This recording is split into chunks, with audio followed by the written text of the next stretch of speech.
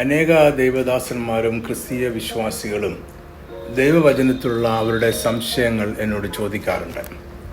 അതിൽ പ്രധാനമായതും എല്ലാവർക്കും പ്രയോജനപ്പെടുന്നതുമായതും മാത്രമേ ഞാൻ പരസ്യമായി പ്രസിദ്ധീകരിക്കാറുള്ളൂ. സമയലഭ്യതയും ഇത്തരം സന്ദർശനങ്ങൾ റെക്കോർഡ് ചെയ്ത് പ്രസിദ്ധീകരിക്കുന്നത് പരിമിതപ്പെടുത്തുന്നുണ്ട്. സമീപകാലത്ത് എനിക്ക് ലഭിച്ച ഒരു ചോദ്യവും അതിനുള്ള ഉത്തരവുമാണ് ഈ സന്ദേശത്തിലെ വിഷയം. ചോദ്യം ഇതാണ്. ചോദ്യം അല്പം ദൈർഘ്യമുള്ളതാണ്. ശ്രദ്ധയോടെ കേൾക്കുക. കഴിഞ്ഞ കുറച്ച് നാളുകളായി മിക്ക സഭകളിലെയും പ്രസംഗങ്ങളിൽ അധികവും ഭൗതികമായി എങ്ങനെ അനുഗ്രഹിക്കപ്പെടും എന്നുള്ളതാണ്. വിശുദ്ധി, വേർപാട്, മാനസാന്തരം എന്നീ വിഷയങ്ങളെക്കുറിച്ച് ആരും പറയുന്നത് കേൾക്കാറേയില്ല. ഇത്തരം വ്യാഖ്യാനങ്ങൾ ദൈവവചനപ്രകാരമാണ്. ബൈബിൾ ഉടനീളം വായിച്ചാൽ ഇങ്ങനെയുള്ള ശുശ്രൂഷകൾ കർത്താവോ ശിഷ്യന്മാരോ പ്രവാചകന്മാരോ ചെയ്തതായി കാണുന്നില്ല. ഇങ്ങനെ പോയാൽ പുതുതായി വരുന്നവർ എങ്ങനെ രക്ഷിക്കപ്പെടും? തന്നെയുമല്ല, വിശ്വാസികൾ എങ്ങനെ ദൈവരാജ്യം അവകാശമാക്കും? ഈ ചോദ്യം തുടരുകയാണ്. ഏകദേശം 10-15 വർഷങ്ങൾക്ക് മുമ്പ് കാര്യങ്ങൾ ഇങ്ങനെ ആയിരുന്നില്ല. അനുദപിക്കാതെ, ശുദ്ധീകരണം പ്രാപിക്കാതെ, ദൈവഹിതം തിരിച്ചറിയാതെ എങ്ങനെയാണ് ദൈവജനം അനുഗ്രഹിക്കപ്പെടുക? ചുരുക്കി പറഞ്ഞാൽ, ഈ നാളുകളിൽ ഫലപ്രദമായ ക്രിസ്തീയ ജീവിതം എങ്ങനെ തികയ്ക്കാം എന്ന് വിശ്വാസികളെ പഠിപ്പിക്കുന്നില്ല. ഇത് അന്ത്യകാല ലക്ഷണമാണോ, അതോ സാത്താൻ വെളിച്ചദൂതന്റെ വേഷത്തിൽ ദൈവമക്കളെ വഞ്ചിക്കുന്നതാണോ? ഇതാണ് എനിക്ക് ലഭിച്ചിരിക്കുന്ന ചോദ്യം. എൻ്റെ മറുപടി ഇങ്ങനെയാണ്. മറ്റ് ദൈവദാസന്മാരെക്കുറിച്ചോ അവരുടെ പ്രവർത്തന രീതികളെക്കുറിച്ചോ അഭിപ്രായം പറയുന്ന പതിവ് എനിക്കില്ല. യജമാനന്റെ ദാസന്മാരെ വിധിക്കുന്നത് യജമാനൻ തന്നെയാണ്. എന്നാൽ ഉപദേശ വ്യത്യാസങ്ങൾ വ്യക്തമായി പറയുക എന്നത് എൻ്റെ കടമയുമാണ്. ഇവിടെ വ്യക്തിപരമായ ആരെയും വിധിക്കുവാൻ ഞാൻ ശ്രമിക്കുന്നില്ല. എന്നാൽ മുകളിൽ പറഞ്ഞതിന് സമാനമായ ചോദ്യങ്ങൾ പല ക്രിസ്തീയ വിശ്വാസികളിൽ നിന്നും എനിക്ക് ലഭിക്കാറുണ്ട്. അതിനാൽ ഇപ്പോൾ അതിലൊരു ദൈവവചനപ്രകാരമുള്ള മറുപടി നൽകുവാൻ ആഗ്രഹിക്കുന്നു. ആരുടെയും പ്രസംഗങ്ങൾ ഞാനിവിടെ ഉദ്ധരിക്കുന്നില്ല. ആരെയും വ്യക്തിപരമായി ലക്ഷ്യം വെക്കുന്നുമില്ല. ഇവിടെ ഞാൻ പറയുന്ന അഭിപ്രായങ്ങളോട് ഇത് കേൾക്കുന്നവർക്ക് വിയോജിക്കുവാനുള്ള പൂർണ്ണ സ്വാതന്ത്ര്യമുണ്ട്. അതുപോലെ ഞാനും ചിലരോട് വിയോജിക്കുന്നു എന്ന് മാത്രം. സുവിശേഷം എന്ന വാക്കിൻ്റെ അർത്ഥം നല്ല വിശേഷം എന്നാണ്. സുവിശേഷം എന്ന വാക്ക് ചരിത്രത്തിൽ ആദ്യമായി ഉപയോഗിക്കുന്നത് യേശുക്രിസ്തു അല്ല. അദ്ദേഹം ജനിക്കുന്നതിന് മുമ്പ് റോമൻ ചക്രവർത്തിയായ അഗസ്റ്റസ് സീസറിന്റെ ജനനവും ദൈവികത്വവും പാടിപ്പുകഴ്ത്തിയിരുന്ന ജീവചരിത്ര കഥകളെ ഗ്രീക്കിൽ ഇവാഞ്ചേലിയോൻ അഥവാ സുവിശേഷം എന്നാണ് വിളിച്ചിരുന്നത്. ലാറ്റിൻ ഭാഷയിൽ ഇതിനെ ഇവാഞ്ചേലിയും എന്നാണ് വിളിച്ചിരുന്നത്.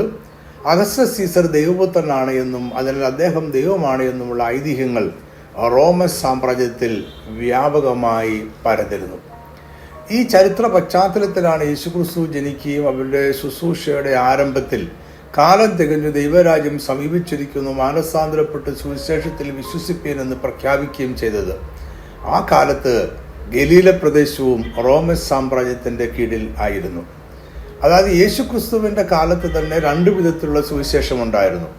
ഒന്ന് ലോകത്തിലെ ഒരു ചക്രവർത്തിയുടെ ദൈവികത്വത്തെ പുകഴ്ത്തുന്ന സുവിശേഷവും, രണ്ടാമത്തേത് സാക്ഷാൽ ദൈവപുത്രനായ യേശുക്രിസ്തുവിന്റെ ദൈവരാജ്യത്തെക്കുറിച്ചുള്ള സുവിശേഷവും. ഈ ചരിത്ര പശ്ചാത്തലത്തിൽ ക്രിസ്തീയ വിശ്വാസികളുടെ ഇടയിൽ വ്യാജ ഉപദേശങ്ങളുടെ കടന്നുകയറ്റം കണ്ടിട്ട് അപ്പോസ്തലനായ പൗലോസ് ഇങ്ങനെ പറഞ്ഞു: എന്നാൽ ഞങ്ങൾ നിങ്ങളോട് അറിയിച്ചതിന് വിപരീതമായി ഞങ്ങളാകട്ടെ, സ്വർഗത്തിൽ നിന്നൊരു ദൂതനാകട്ടെ നിങ്ങളോട് സുവിശേഷം അറിയിച്ചാൽ അവൻ ശപിക്കപ്പെട്ടവൻ. ഇവിടെ അദ്ദേഹവും വിപരീതമായ പഠിപ്പിക്കലുകളെ കുറിച്ച് പറയുവാൻ സുവിശേഷം എന്ന വാക്ക് ഉപയോഗിക്കുന്നുണ്ട്. അപ്പോൾ എല്ലാ സുവിശേഷവും യേശുക്രിസ്തുവിന്റെ രാജ്യത്തെക്കുറിച്ചുള്ള നല്ല വിശേഷമല്ല. ഇത് നമ്മൾ വ്യക്തമായി മനസ്സിലാക്കണം. എന്ന് മാത്രമല്ല, ഈ ആശയക്കുഴപ്പം ഇന്നത്തെ വിശ്വാസികൾക്ക് മാത്രമുള്ള അനുഭവമല്ല. യേശുക്രിസ്തുവിന്റെ സുവിശേഷത്തിനെതിരായുള്ള വെല്ലുവിളി എല്ലാ കാലത്തും ഉണ്ടായിരുന്നു. ഇത്രയും മനസ്സിലാക്കിക്കൊണ്ട് എന്താണ് യേശുക്രിസ്തു പ്രസംഗിച്ച സുവിശേഷം എന്ന് നമുക്ക് നോക്കാം. യോഹന്നാൻ സ്നാപകൻ കർത്താവിന്റെ വഴി ഒരുക്കി അവന്റെ പാത നിരപ്പാക്കുവാൻ വന്ന മരുഭൂമിയിൽ വിളിച്ചു പറയുന്നവനായിരുന്നു. അത് യെശയ്യാ പ്രവാചകന്റെ പ്രവചന നിവൃത്തിയായിരുന്നു. ഞങ്ങൾക്ക് മാനസാന്തരം ആവശ്യമില്ല എന്ന് വിശ്വസിച്ചിരുന്ന ഇസ്രായേൽ ജനത്തോട് യോഹന്നാൻ വിളിച്ചു പറഞ്ഞു: സ്വർഗരാജ്യം സമീപിച്ചിരിക്കാൻ മാനസാന്തരപ്പെടുവീൻ. ഇതാണ് അദ്ദേഹം പ്രസംഗിച്ച സുവിശേഷത്തിന്റെ കാതൽ. യേശുക്രിസ്തു അവന്റെ പ്രസംഗ ശുശ്രൂഷ ആരംഭിച്ചത് സ്വർഗരാജ്യം സമീപിച്ചിരിക്കാൻ മാനസാന്തരപ്പെടുവീൻ എന്ന് പറഞ്ഞുകൊണ്ടാണ്. യേശുവിന്റെ ഈ വിളംബരം മർക്കോസ് രേഖപ്പെടുത്തിയിരിക്കുന്നത് ഇങ്ങനെയാണ്: കാലം തികഞ്ഞു, ദൈവരാജ്യം സമീപിച്ചിരിക്കുന്നു, മാനസാന്തരപ്പെട്ട് സുവിശേഷത്തിൽ വിശ്വസിപ്പീൻ. ഈ രണ്ട് വാക്യങ്ങൾ ഒരുമിച്ച് ചേർത്ത് വായിച്ചാൽ അത് ഇങ്ങനെയായിരിക്കും: ദൈവരാജ്യം സമീപിച്ചിരിക്കുന്നു, അതിനാൽ മാനസാന്തരപ്പെടണം, ദൈവരാജ്യത്തിന്റെ സുവിശേഷത്തിൽ വിശ്വസിക്കണം. യോഹന്നാൻ സ്നാപകന്റെയും യേശുക്രിസ്തുവിന്റെയും പ്രസംഗത്തിന്റെ കാതൽ മാനസാന്തരപ്പെടുക എന്നായിരുന്നു. അവന്റെ സുവിശേഷം ദൈവരാജ്യത്തെക്കുറിച്ചുള്ള നല്ല വിശേഷമായിരുന്നു. ഇതിന് വ്യത്യസ്തമായ യാതൊന്നും യേശുവോ അപ്പോസ്തലന്മാരോ പഠിപ്പിച്ചതോ ദൈവവചനം പഠിപ്പിക്കുന്നതോ ആയ സുവിശേഷം അല്ല. മാനസാന്തരം എന്നത് ജീവിതത്തിന്റെ സമൂലമായ മാറ്റമാണ്. അത് ഇന്നേ വരെയുള്ള വിശ്വാസ രീതിയിൽ നിന്നും ജീവിത രീതിയിൽ നിന്നും ഉള്ള തിരിഞ്ഞു നടപ്പാണ്. സമ്പൂർണമായി എതിർദിശയിലേക്കുള്ള യാത്രയാണ്. കൂടുതൽ വ്യക്തമായി പറഞ്ഞാൽ, ഭൗതികത മാത്രം ലക്ഷ്യമാക്കി ജീവിച്ചിരുന്ന ഒരുവൻ അത് ഉപേക്ഷിച്ച് നേരെ എതിർദിശയിലേക്ക് നടക്കുന്നതാണ് മാനസാന്തരം. ഇങ്ങനെയുള്ള എതിർദിശയിലേക്കുള്ളൊരു നടത്തമില്ല എങ്കിൽ ഒരുവൻ മാനസാന്തരപ്പെട്ടിട്ടില്ല. എന്തുകൊണ്ടാണ് ഭൗതികതയ്ക്കെതിരായ യാത്രയാണ് മാനസാന്തരം എന്ന് പറയുന്നത്? യോഹന്നാൻ സ്നാപകനും യേശുക്രിസ്തുവും പ്രസംഗിച്ചത് ദൈവരാജ്യം സമീപിച്ചിരിക്കുന്നു എന്നാണ്. മാനസാന്തരപ്പെടുന്നത് ദൈവരാജ്യം അവകാശമാക്കുവാൻ വേണ്ടിയാണ്. അതാണ് മാനസാന്തരത്തിന്റെ ഏക ലക്ഷ്യം. മാനസാന്തരപ്പെട്ടാൽ പരിശുദ്ധാത്മാവെന്ന ദാനം ലഭിക്കും, വക്രതയുള്ള തലമുറയിൽ നിന്ന് രക്ഷിക്കപ്പെടും എന്നിങ്ങനെയാണ് പെന്തക്കോസ്ത് ദിവസം പത്രോസ് പ്രസംഗിച്ചത്. മറ്റൊരു ലക്ഷ്യവും യോഹന്നാനോ യേശുവോ അപ്പോസ്തലന്മാരോ പ്രസംഗിച്ചില്ല. മാനസാന്തരം ദൈവരാജ്യവുമായി ബന്ധപ്പെട്ട ഒരു ആത്മീയ അനുഭവമാണ്. അത് ദൈവരാജ്യം കൈവശമാക്കുവാനുള്ള ആത്മീയമായ വീണ്ടും ജനനമാണ്. യേശുക്രിസ്തു പീലാത്തോസിന് മുന്നിൽ നിന്നപ്പോൾ അവന്റെ രാജ്യം എങ്ങനെയുള്ളതാണ് എന്ന് വ്യക്തമാക്കി. യേശുവിന്റെ വാക്കുകൾ ഇങ്ങനെയായിരുന്നു: എൻ്റെ രാജ്യം ഐഹികമല്ല, എൻ്റെ രാജ്യം ഐഹികമായിരുന്നുവെങ്കിൽ എന്നെ യഹൂദന്മാരുടെ കൈയിൽ ഏൽപ്പിക്കാതെ വണ്ണം എൻ്റെ സേവകർ പോരാടുമായിരുന്നു. എന്നാൽ എൻ്റെ രാജ്യം ഐഹികം അല്ല. യേശു പ്രസംഗിച്ച ദൈവരാജ്യം ഭൗതികമല്ല. അവൻ ഭൗതികമായത് യാതൊന്നും നൽകാമെന്ന് വാഗ്ദത്തം ചെയ്തിട്ടില്ല. ഭൗതികമായ യാതൊന്നും പുതിയ ഉടമ്പടിയിൽ വാഗ്ദത്തമായി ഇല്ല.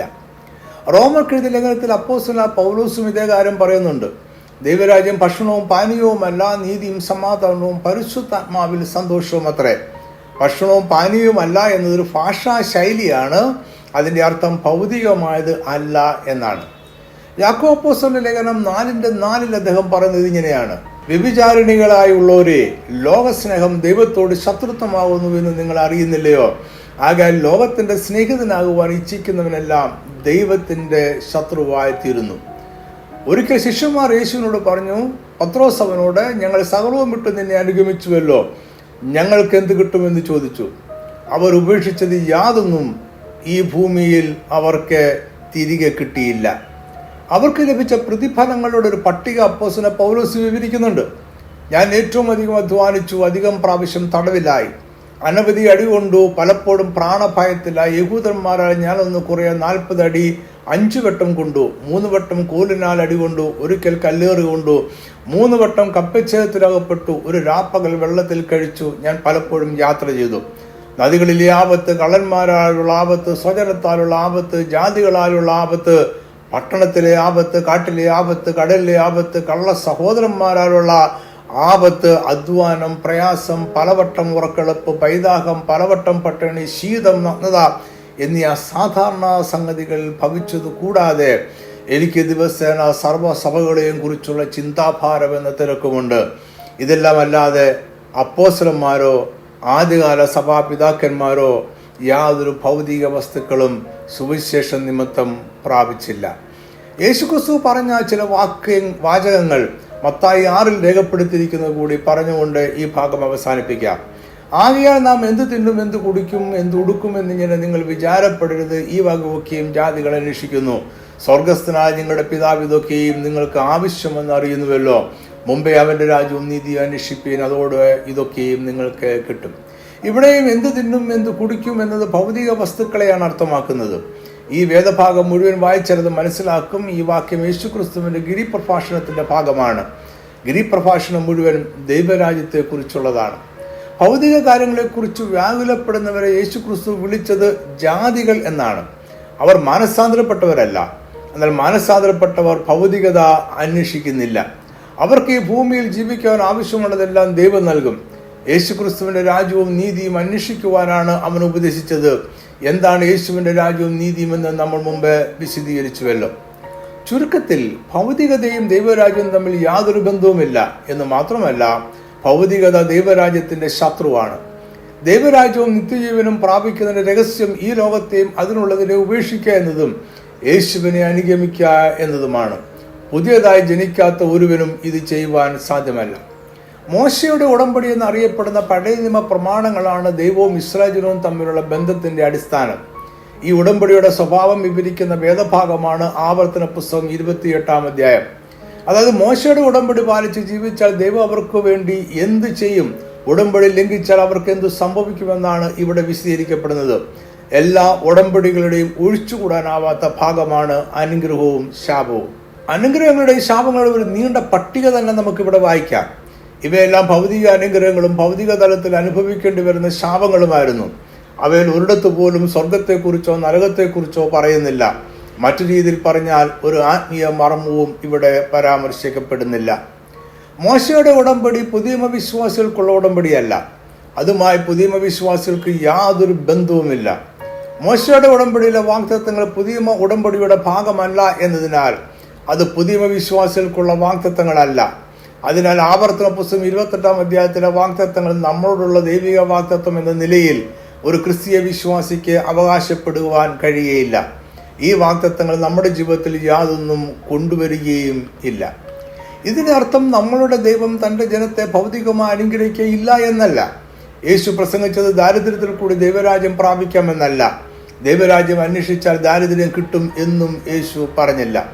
ദൈവം നമ്മളെ ഭൗതികമായും അനുഗ്രഹിക്കും. നമുക്ക് ഈ ഭൂമിയിൽ ജീവിക്കുവാൻ ആവശ്യമായതെല്ലാം അവിടുന്ന് തക്ക സമയത്ത് തക്ക അളവിൽ തന്നുകൊണ്ടിരിക്കും. പഴയ വിശ്വാസികളെ ഭൗതികമായി അനുഗ്രഹിച്ച അതേ ദൈവം തന്നെയാണ് പുതിയ വിശ്വാസികളുടെയും ദൈവം.